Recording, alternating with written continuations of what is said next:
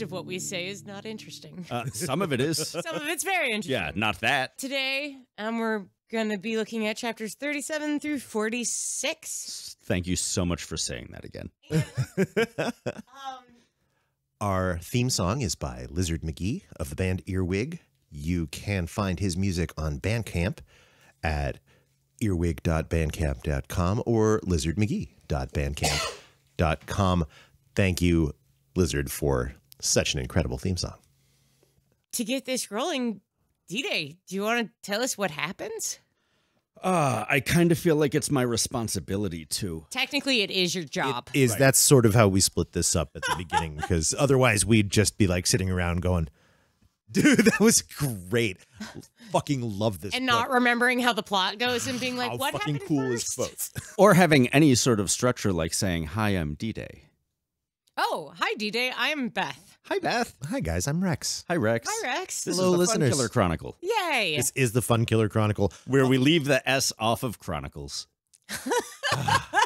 These are the Fun Killer Chronicles and will continue to be so. A podcast where we may have jumped the gun starting a trilogy that hadn't been finished. Oh, that book is not coming out. But I we're am- doing this anyway.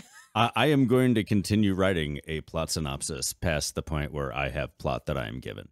So this is my challenge to Patrick Rothfuss.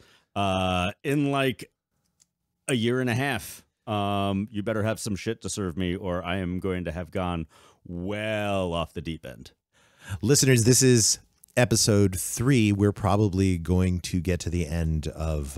Episode 3, kind of maybe episode 1, 2, 3, 4, 5. Depending on how we structure Agreed. this. This is our third recording This session. is section 3. This is our section 3. This is part 3 of the Fun Killer Chronicle. Part 3. There you go. Episode perhaps 7. We don't quite know yet. You'll know. We don't know yet. We're halfway through when we're done with this episode. Name of the Wind. We will... which puts us a quarter of the way through the series so far. And it seems quite likely we're going to be done with this series before Mr. Rothfuss is. So That'll be satisfying. if you're enjoying us, Knock it know that we are going to be producing other material when this is finished. And we may just be reaching out to you to help us decide what our next project is going to be. Yeah, so get Almost excited certainly for still that books. 2 years from now. All right, D-Day, tell us the story. I shall.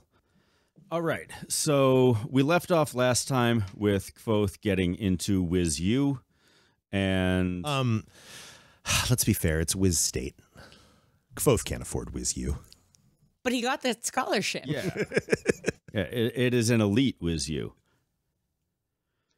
All right, so chapter 37, Bright-Eyed, and one assumes bushy-tailed.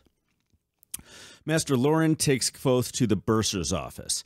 Apparently everyone else ever has had to pay tuition, so he's going with to deflect any bureaucratic disbelief or snafus. Kvothe's Snafus? snafus. Snafus. Snafu?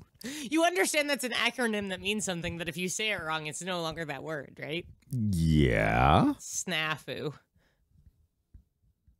Actually, not to be pedantic, but snafu is a better representation of the word that A represents. Snafu. Because it's not situation normal Al fucked up.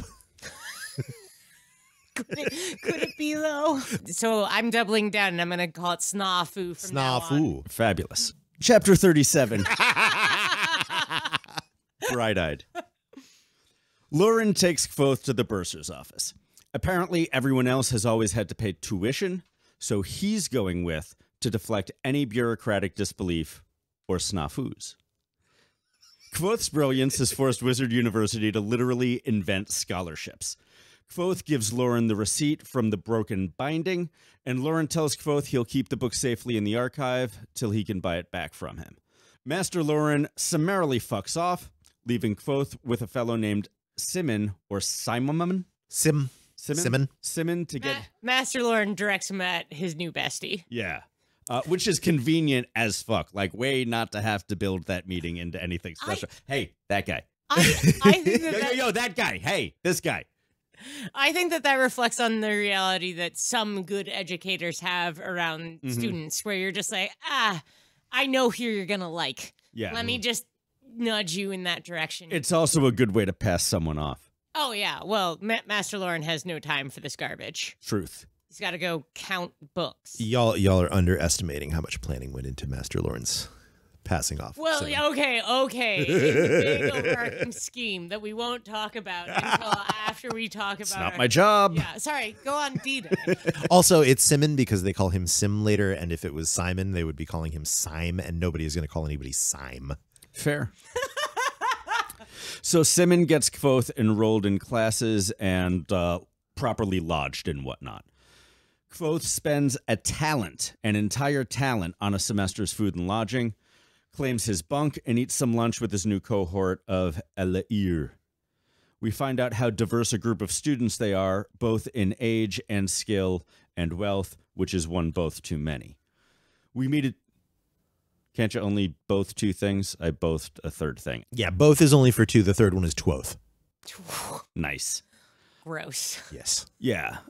So Wizard University takes all kinds in terms of age and skill and wealth. They even take douchebags like royals, who we find out has to pay out the fucking nose to go to school. Not necessarily because he's untalented, but because he can fucking afford it. And there's a little bit of banter about how the richest of the rich are floating the poorest of the poor. Yeah, this is a thing that I run into in real universities all the time. Like if you talk about Reed up in Oregon, or you talk about a bunch of other colleges, there's sort of this idea that you're either rich or smart, and it's a bit mutually exclusive. Yeah, because if you're rich and smart, you're going to Harvard. At least Cornell. So we meet this douchebag royal, and he is, of course, armed. Just like a douchebag. Ambrose, is Ambrose considered a royal? No, I mean, we're not talking about we're Ambrose. Not at Ambrose. We're talking Yeah, about, we're at the cafeteria. His friend? Fucking, not my job, not my problem. No, it's written down. Cafeteria douche. It's his new friends bet he'll so not Willem. So, it's God damn it, Sovoy. Sorry, we got to it at the same time. I mean, technically, I got there a little faster than you. Savoy, the cafeteria douche. Savoy. Kvothe's new friends bet he'll continue being just a whiz kid at being a wizard, and he'll get to the Arcanum in 3 semesters, which apparently is impressive because we don't know how long it takes for people to get places in this Wizard University yet. Shit, we don't even know how long a semester is. They have some kind of weird-ass week, which is like 10 days. How the fuck long is a semester? Yeah, that's true. 11? Spans 11, right? Kvothe mentions wanting to study the Chandrian, and everyone's like, that's kid stuff, kiddo. So he demurs. He signs up for classes and goes straight to the archives because all Kvothe ever wants to do is read and learn some shit. And like now he's finally getting to climb his own personal Maslow's pyramid of fulfillment. But there is another douche at the archives, and his name is A for Ambrose, which is for archives, which means douche. Okay. I know what he was trying to do. Can you explain it? Because I don't know what he was trying to do. The way you do it is, and his name is Ambrose, starts with an A, which rhymes with a J, which stands for jerk. That's how you do that thing. Thank you. Yeah, that was a brain fragment. It's the rhymes bit that's the key to that fucking stupid ass thing. Wow, you guys are so lucky you have each other. Agreed. Yeah. Which we'll talk about next episode, apparently. Yeah. Kvothe goes straight to the archives. So these past couple chapters, Kvothe is finally getting to climb his own personal Maslow's pyramid. But Ambrose is there as a gatekeeper to crush his dreams. And Kvothe just happens to, through the slowness of the bureaucratic method, to not be in the admissions binder yet, so he can't go in. And we kind of think we're going to end the chapter on that down note, but to Kvothe, who has gone through so much hardship for the past several years, like the fact that in this magical place there are so many douchebags, it makes it real for him. And that's the up note we end the chapter on, is just like, boy, did these fucking dickheads make me realize that I am not in some dream. This is real. I'm at the Arcanum. And away we go.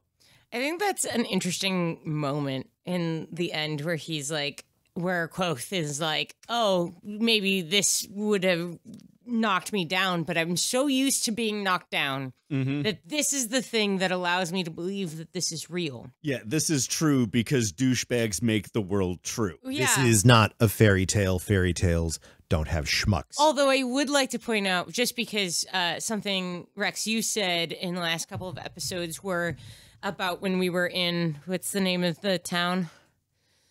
The sad town full of sad. Tarbine. That basically almost everyone in Tarbine that we see him interacting with treats him with kindness, love, and respect. And I found that to be in this moment when he says, no matter where you are, people are basically the same. And I'm like, yeah, basically most people are kind to you. Yeah, in fact, in this entire section, There's a whole bunch of people being very kind, open, and supportive. And they kind of kick the shit out of him about the Chandrian thing, but they even walk it back. You watch them be like, oh shit, we didn't mean to like make you feel crappy. We're just making fun of you. Yeah. And like everyone he interacts That's what I keep trying to tell you, Beth. yeah, he only gets distinctly cruel treatment from two characters in this entire section. Yeah, exactly. Everybody else treats him warmly and with welcome and kindness and So I think that's decency and respect. That's really interesting to me because what he needed to feel like he was home there was someone to kick the shit out of him so he could be like, oh yeah, it's cool. I can be this plotting, defensive, angry, smarty pants. This is where I feel safe, as opposed to the thing he's been denying since his parents died, which is love and comfort and friendship. But of course, that's also what we're being shown. We are definitely given to understand that his entire time in Tarbine was characterized by cruelty. We're just only explicitly shown that a couple of times. Right. And then the rest of the time, what we see is what is exceptional in that experience, which is the kindness. Yeah. I mean, that's fair. And what we see next is chapter 38. Hey, like prose. Sympathy in the Mains. The Mains at Wizard University. It's huge, and it's ancient. And it's all Hogwartsed up with tons of secret gardens and hidey holes and shit. First class is Principles of Sympathy with Hemi, who is all about being up his own ass. Kvothe already knows this. Obvs.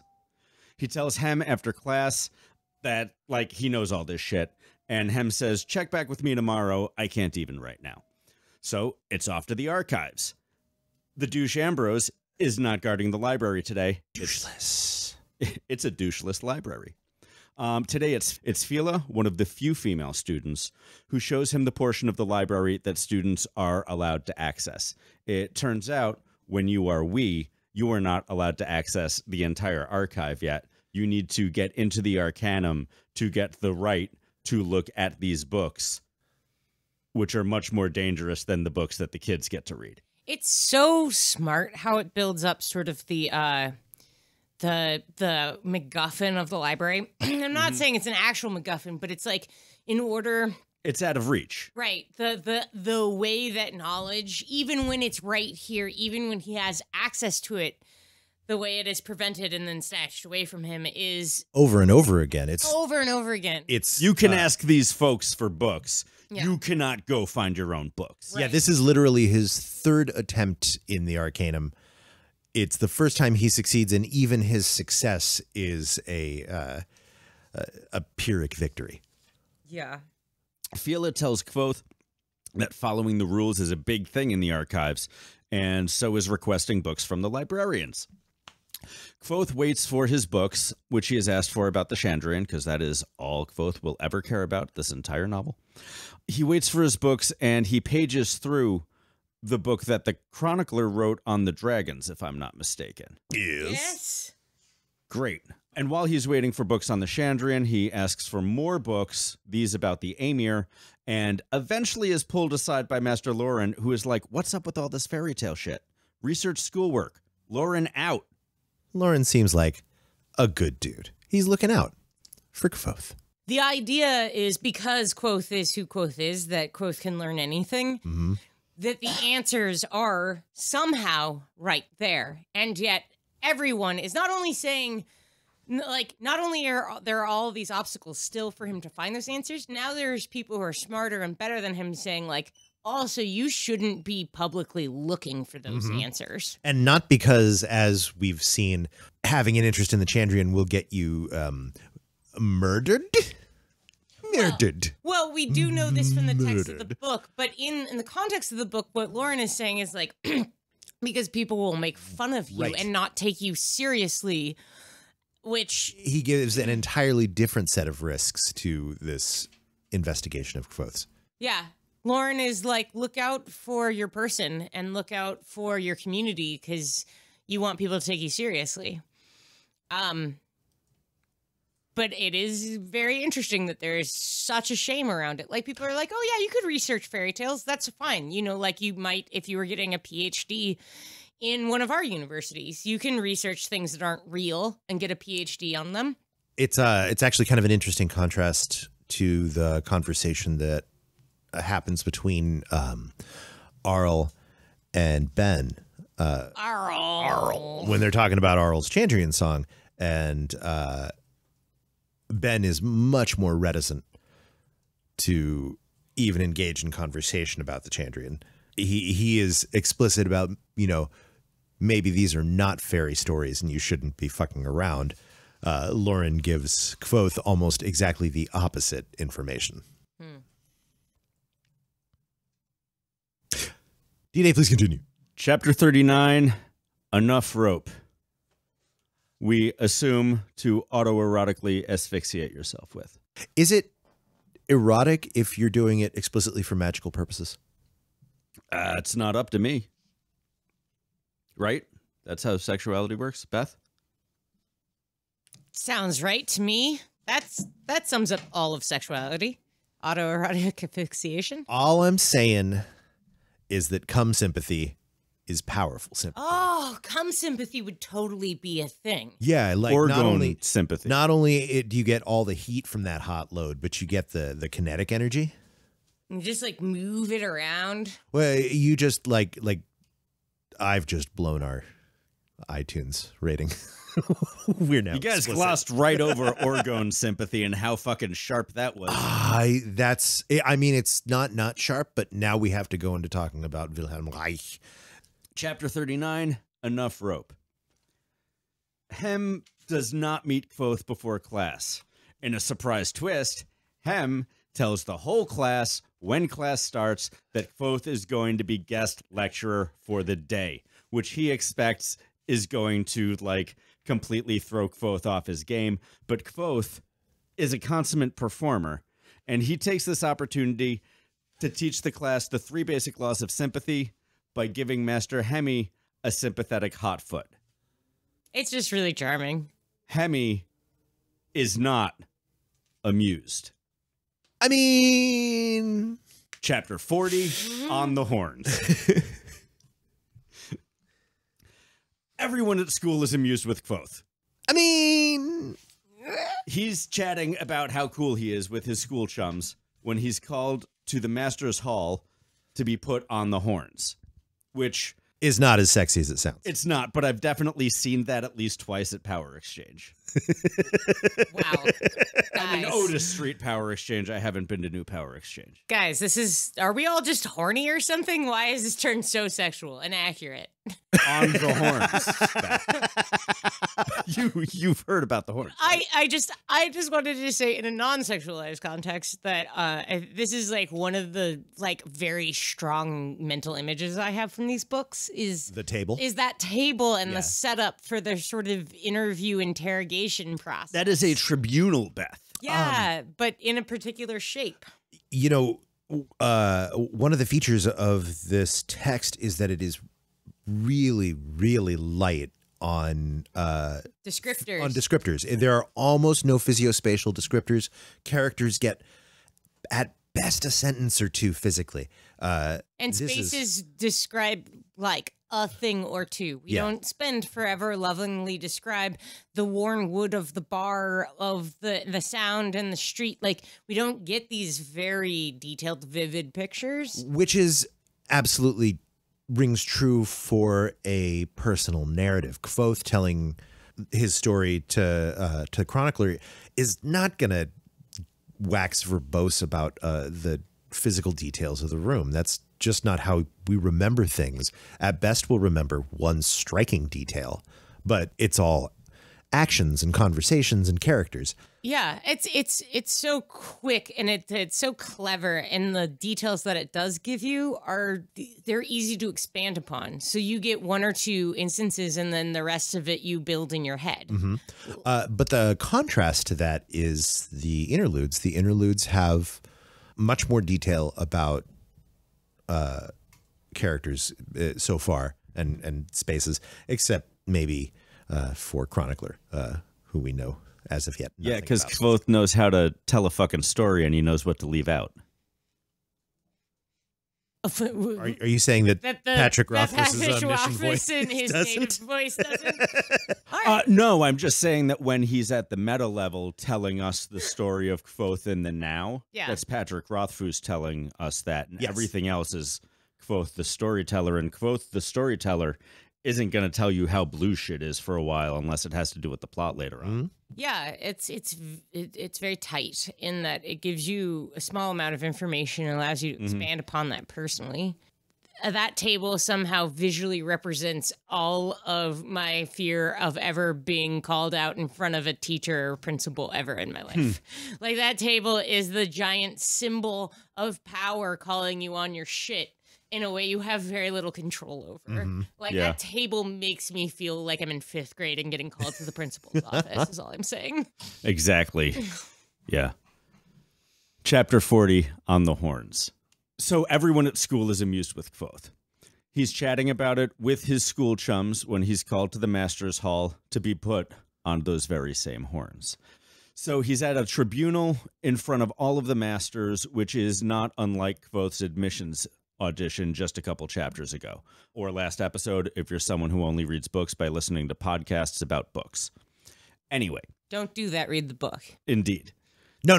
Just listen to the podcast and make sure all your friends listen to the podcast and rate and review us on iTunes. Please continue. So all the masters are at this tribunal, kind of like some bitchy RA called all of the RAs together so that he could rat out a student. And that is exactly what Hemi is doing and how the other masters kind of treat him. Hemi is just tattling on Kvothe and how Kvothe's stunt in class was some serious business. So the stakes for Kvothe, we find out suddenly, is a whole bunch of whipping and maybe expulsion. Maybe like probably expulsion. Yeah. Yeah. Oh. That is a tense chapter. That is the danger of being an outsider arcanist. If you're gonna learn this shit and not do it in the mainstream, like maybe never go in the mainstream, because they're not going to expect that you have the powers that you have when you get there. Like, they're not prepared. That is also the danger of being wildly precocious. Yeah, I mean, this is also another chance where the narrative is telling us just how dangerous magic is. This is not a joke. It is extraordinarily dangerous what he did, even though he was in control and it wasn't apparently dangerous for him to be doing it, and Hemi was fucking with him and all of this other shit. But that performing malfeasance is that big of an issue because wizards are fucking killed for this shit. If you are... And by this shit. So if you are practicing evil, harmful magic, then you are a deep danger to your community and shouldn't be educated anymore because this is where you gain power from. Well, if you don't have the judgment, we're not going to teach you more terrible shit to do with your bad judgment. Yeah, so Kvothe, might get whipped or expelled for this, so he uses cool as a cucumber to chill his nerves. Just like the nerves of a cucumber. I have to say, cool as a cucumber. I like that. Is the heart of stone. It always bothers me. Like, why aren't you doing that all of the time? Yeah. Like, it's like, why are you allowed? Like, you're smart enough to do this now. Why aren't you doing that? When you do your books, Yeah. you do heart of stone first. Hard You to do your remember. Excel work. Hard to remember in the moment. Truth. Not being in Heart of Stone makes Heart of Stone hard to remember to be in. Yeah, and I mean, he's in that sort of structured situation where, like, obviously before you go to the principal's office or the tribunal of principal's offices, you give yourself cool as a cucumber and then you plead your case to them. What I love is that not only is D-Day absolutely conceptualizing this book as a JRPG, but he's gone in and renamed all of the skills and spells because he's got to keep it custom. I used to do that until Final Fantasies got difficult enough so that I needed to, like, check out what was going on online.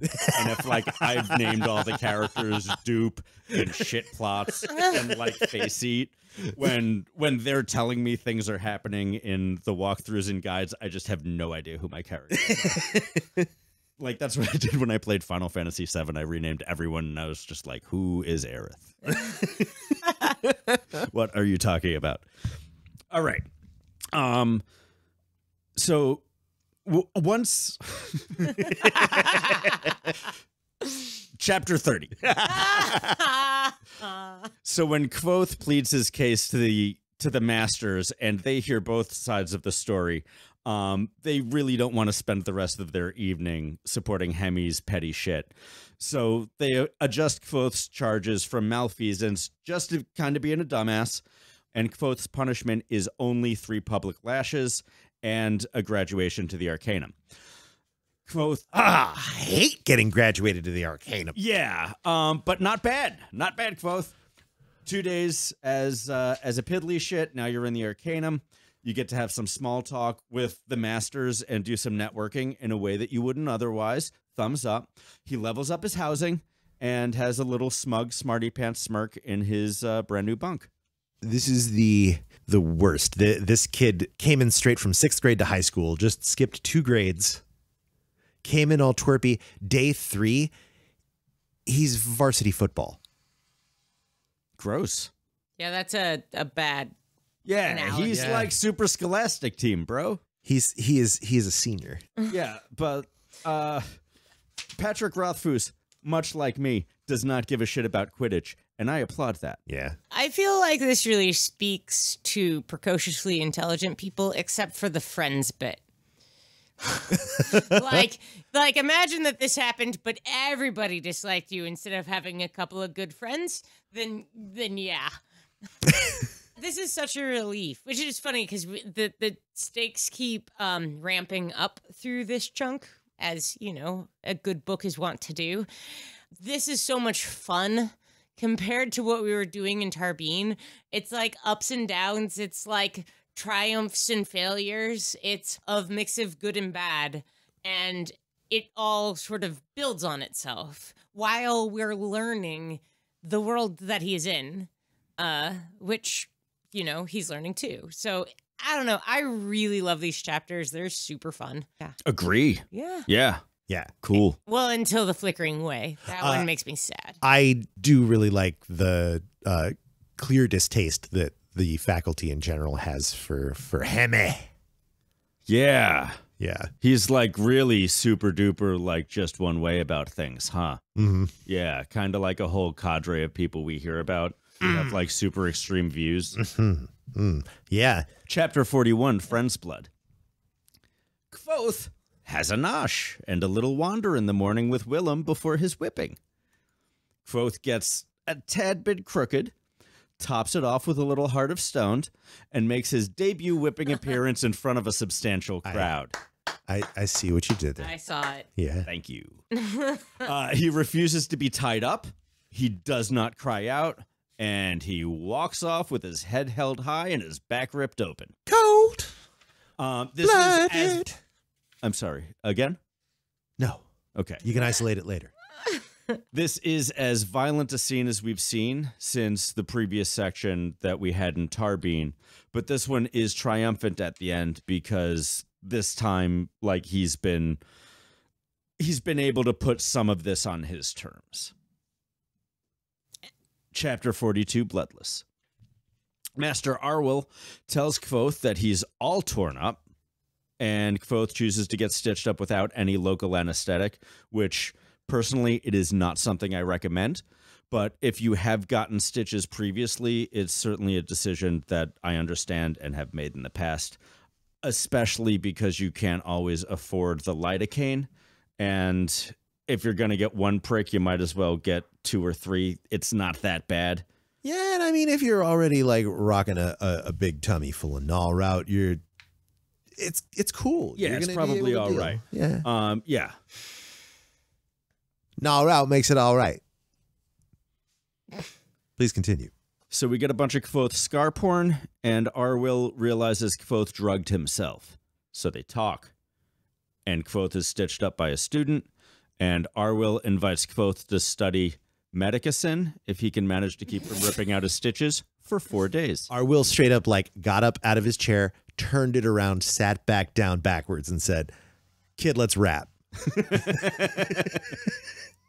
Hey, I know you're from the wrong side of the tracks. Oh, God, I hate you Believe guys. it or not, I was from the wrong side of the tracks, too.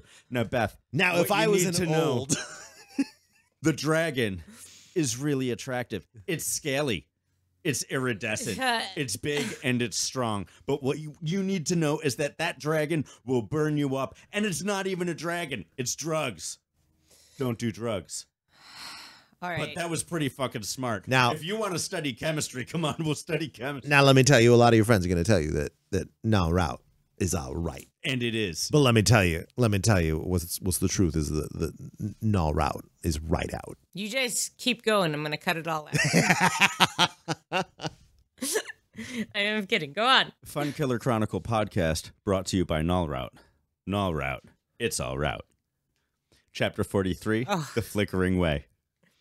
This chapter makes me the saddest. Chapter 43, The Flickering Way. Kvothe is still a little null routed. So he heads to the archive to explore the real stacks as a student of the Arcanum. Ambrose is in the process of assaulting Fila, which, of course, motivates Kvothe to humiliate the son of a bitch half a dozen ways to Sunday in half a dozen seconds about his piss-poor poetry, which is like Vogon bad. Fila escapes, and Ambrose takes the opportunity to sell Kvothe 2 candles because Kvothe cannot afford a sympathy lamp, which is expensive AF. Kvothe wanders the stacks, and in the almost dark but candlelight, he finds, quote unquote, this 4-plate door, which are copper plates, which I don't think is the door of stone, but is like the door of Valeritas or some shit. We'll probably talk about that later.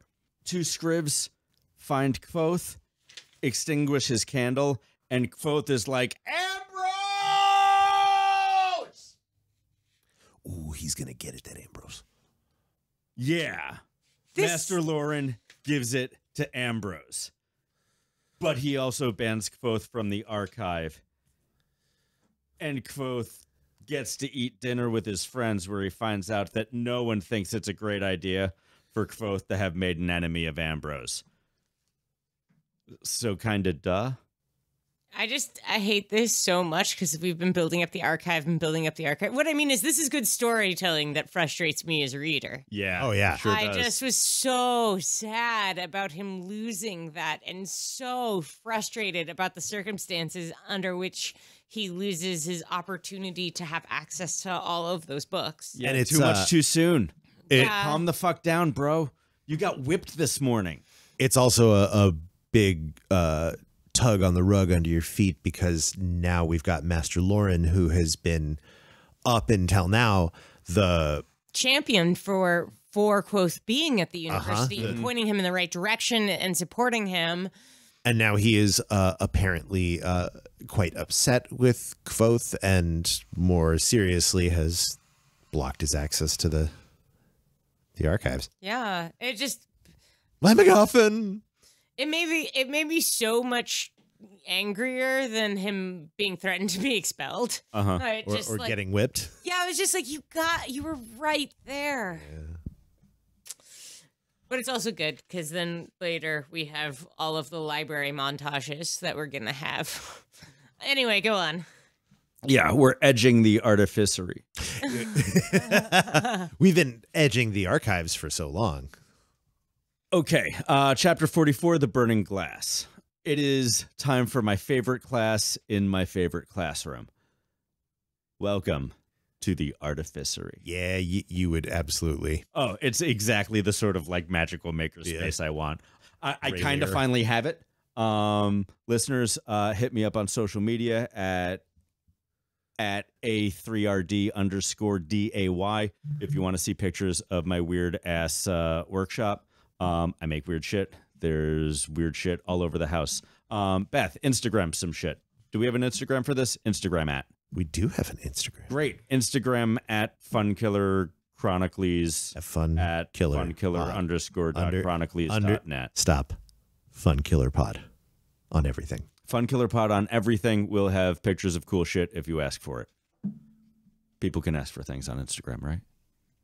Yeah, I mean, you can ask for things in a lot of places. Yeah, I've been logged out for a while. I don't know the password. God, he goes camping for 1 week.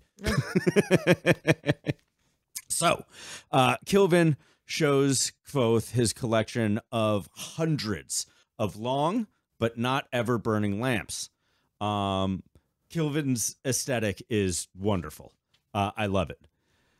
Kvothe gets loose with the boys, and then Savoy ditches them for a lady, kind of, again, sexually assaulting someone. So Savoy sexually assaults this waitress on his way out to meet someone else. Boy, there's a lot on the politics of bodily autonomy for women. You know? Y'all have thoughts on that? I'm going to talk a bit in my section about how women are starting to appear in this section. So we'll talk about some of that. I will say that it presents a female character who is empowered to speak up about a boundary crossing as unacceptable behavior, which is not necessarily you're going to find in every fantasy fiction universe. I mean, we can talk about women in these, but we're gonna be talking about women in these books, and specifically about the women that we've been introduced to and how we are introduced to them in these chapters. Listeners, stay tuned. Yeah, don't worry. We're gonna get all into it and like what it means to be a woman in this universe and what stories we are telling. Chapter 44, The Burning Glass. All right. Cool. Willem and Kvothe discuss the qualities of their teachers through the lens of who they're going to choose as their wizard master's thesis advisor. And later, I'm sure Rex will discuss what we learn about Kilvin and Elladan and all the rest. That's what I do. Chapter 45, Interlude. Some Tavern Tale. Chronicler has heard some of this before because both had an audience of everyone at the Arcanum for these events. Bast is worried about Scarpy, and Kvothe tells us that what's happening in his narrative isn't following the normal hero's journey plot tropes because he's not living in a story. But of course he is, and they do. Everything is different and nothing is, so that's good. And that's the interlude. Love me an interlude. Just is like, hey, so this isn't following the normal thing. It totally is. Yeah. You might notice that I'm doing I a thing. didn't learn magic from a crazy wizard in the woods. I did. Yeah. Chapter 46, The Ever-Changing Wind. Elladan's class is unlikely maths, which is great. It takes place now and everywhere, which is quite possibly the most Douglas Adams thing that has happened in a novel not written by Terry Pratchett. So good on you, Patrick Rothfuss. Slow clap, big slow clap. Just way to start chapter 46. Thank you. Kvothe wants Elladan to mentor him, and Elladan wants Kvothe to go forth and multiply. But, you know, Kvothe always persists, and Elladan shows him the crookery and the sometimes consequences of trying to acquire real power and learn real things. Did you just portmanteau two of its names? I think you did. Yeah. Yes, you did it again. What is it? It's the crockery or the rookery. Crockery. I see. That's less of a portmanteau and autocorrect. Hate autocorrect. Boy, do I ever. Kvothe, as always, persists, and Eladin shows him the crockery and the sometimes consequences of trying to acquire real power and learn real actual things, like the things that sympathy, we are to assume, is not. Like some stuff you learn and you get the sense that maybe you can't unlearn that stuff, like cosmic horror stuff. And after this, Kvothe and Eladin retire to his chambers, where we find out his chambers are kind of like some sort of a prison as well. And his old chambers. Oh, those are his old. Yeah, those are his old Eladin is chambers. not in the crockery anymore. Crockery? Crockery. Crockery or rookery. Rookery. Crockaroo. So they're in the crockaroo, and they go to where Eladin used to be kept when he was mad, because he's not mad now. Maybe he was Tarbalin the Great? Maybe he was. So he finds the name of the stone of the walls of his room and has to find it again because they've changed it, kind of like a combination lock. Or maybe he forgot it. We're not entirely sure. But he reduces his walls to sand, and we see like even more magical underpinnings that were in the walls. That's very impressive. And following this display, Kvothe tries to impress Eladin by auditioning for Jackass right in front of him. So for Kvothe, amongst other things, more broken ribs and another concussion. Yeah, concussion number 8. Welcome to Jackass. 46. I'm Kvothe, son of Arl, and this is Newton's Apple. Oh, God. Loved that. Loved that more the second time. This is Stupid Superman. Yeah, the comic timing at the end of that chapter is so charming. I love it. Like there's a like line break, so he jumps and he hurts himself, and then Eladin is looking down at Kvothe and it's like, "Congratulations," he says. That was the stupidest thing I've ever seen. His expression was a mix of awe and disbelief. I don't think you surprise Eladin very often. And then there's a line break, and that's when I decided to pursue the noble art of artificery. It's just like the loveliness. I don't know if you guys know the comic timing in writing is a really interesting thing, and there's a couple, especially in these set of chapters, where it's just adorably well written. 47 barbs. So that's the plot summary. No, of this we've chapter. got 47. 47? That's the. Oh, no, 47 starts the next one. Yeah, this is the right ending. Oh, I thought we were including the a interlude. chapter before the interlude? Right, but it's the emotional ending of that series of actions. Yeah, that's true. We've We get a concluded summary. a thing here, and it's a solid place to be like, okay, this is from admissions to the first sort of conclusion that is within the university chapters. I love that I am already so into the next section. I love that I win. you guys both suggested that this is where we end it, and then you both forgot that this is where we end Dude, it. that was like a fucking month ago, It which was is a like while ago. 3 years ago in core Oh time. my god, core time. I just couldn't remember if we included the interlude or not. We included the first one, not the second one. Yeah, so can we take a break? I gotta pee. I want to grab a beer. I gotta before we- pee. There's beers down here. Are those and our many beers? Can I help myself? more. We should keep those beers down here to hold the thermal mass if y'all are already going upstairs. God damn it, fine. I would like a beer. I will bring you a beer. We'll all bring down beers and potato chips, and we'll do the next section crunching on potato No chips. eating potato chips on bike, DJ. That's so gross. Bring down the pretzel!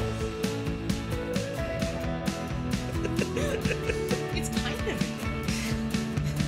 Only kind of. Oh